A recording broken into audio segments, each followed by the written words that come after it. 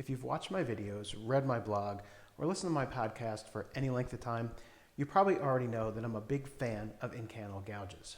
That's because for the type of work that I do, which is primarily hand tool use, they allow me to work very efficiently when I'm making concave curves, much more than I would be able to with quote-unquote traditional tools. But rather than try to explain why they work so much better, let me just show you an example. So imagine, if you will, that this piece of cherry is a table apron, and we want to make some decorative little cutouts or coves over here in the corners of this apron. Now, the traditional method would be to saw it out and then maybe use a rasp and file to clean up those saw marks and smooth it out with maybe a scraper or some sandpaper. But my preferred method is to go ahead and use the in-cannel gouge anytime I'm faced with a concave surface. And it doesn't have to be a small one like this. Even a big shaped traditional 18th century style table apron can be done with a gouge like this. So what I want to do is first use the traditional tools and show you just how long it takes to do them with the traditional tools.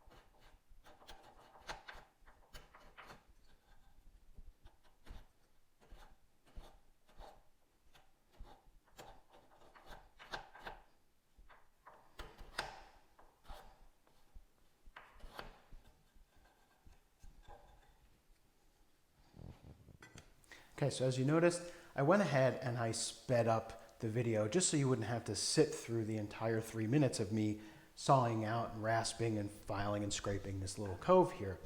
But it took about 3 minutes.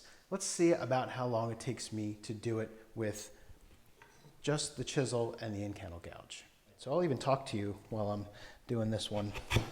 I'm going to take the majority of the waste away with the chisel first, because it's easier to sharpen, and there's no need for me to waste time pairing with the gouge until I need to.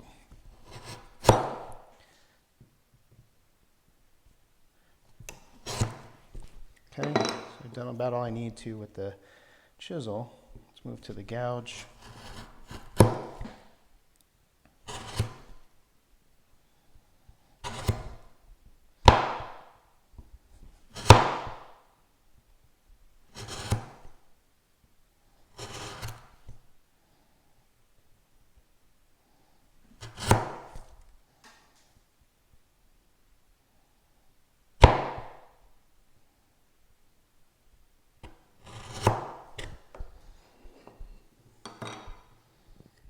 So you can see from that little demonstration, it took me about a third of the time to make the cove with the gouge than it did with the saw and the rasp and the file and the scraper.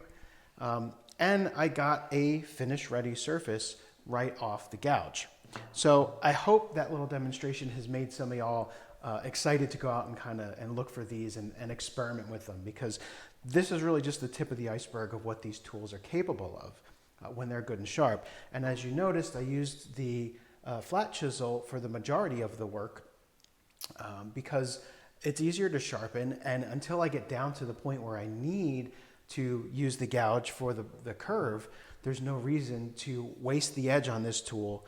I can use the chisel, hog most of it away, or saw or whatever, and then just clean up with that gouge. And it's fast and it's easy, and it gives me a perfect finish ready surface right off the tool. So what I want to do now is go ahead and show you where I started from with this gouge and how I got to this point. I like to use a soft wire wheel to clean up curved tools because the profile gets into the flutes of the tool. Then by using the tang of the tool as a reamer, I can make the hole in the handle blank fit the tool tang perfectly. When I'm about 1/4 of an inch away from bottoming out the handle on the bolster, I go ahead, use a softwood backing block and hammer the handle the rest of the way on. Then I can use a hand screw clamp to hold the tapered handle blank while I'm dressing it with a chisel and a hand plane to shape. The corners are easily knocked off with a chisel using a joiner's saddle, which is basically just a fixture with 2 angled boards to hold the handle. And then I can use a block plane after the chisel to refine the shape and clean it up a little bit. Now for this handle, I decided to just go with the beeswax polish. So I rubbed on a little beeswax from a block of pure beeswax and then proceeded to burnish it in with a broom straw polissoir, which is essentially just broom corn wrapped real tightly and used to burnish in the wax finish. To blunt the edge and square the edge of the gouge, I find it easiest to use a diamond stone. I think this is easier than trying to get it perfectly square on a grinder. But when I do grind the bevel, I use a wheel, a curved wheel. So this is a 1/4 inch wheel with a curved profile. And that curved profile helps to get into the flute of the gouge. And you can see how I have a little tool rest kind of thing set up there to hold the gouge. To polish the back of the gouge, wipe the burr off, I kind of roll it. So I want to start at one corner, and as I'm moving the gouge forward, I want to roll it to get an even polish across the back. And then I use oil slipstones to hone the bevel. I'm really trying to focus mostly on the edges, and as a result, the middle will get done as well. Most people tend to over hone the middle, and it causes it to get dished in the middle. So by focusing on the edges, you'll kind of avoid that.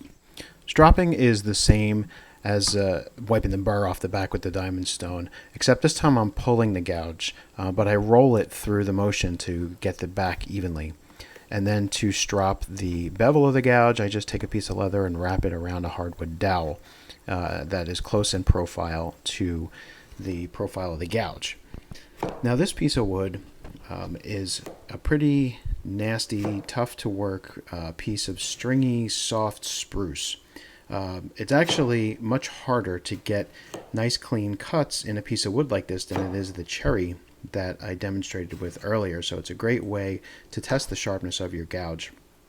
And as you'll see, this gouge just cuts right through like butter. It leaves a finish ready surface even in this nasty soft spruce. So if your gouge is good and sharp, you should be able to pair some spruce or pine and get a nice finish ready surface right off of the tool.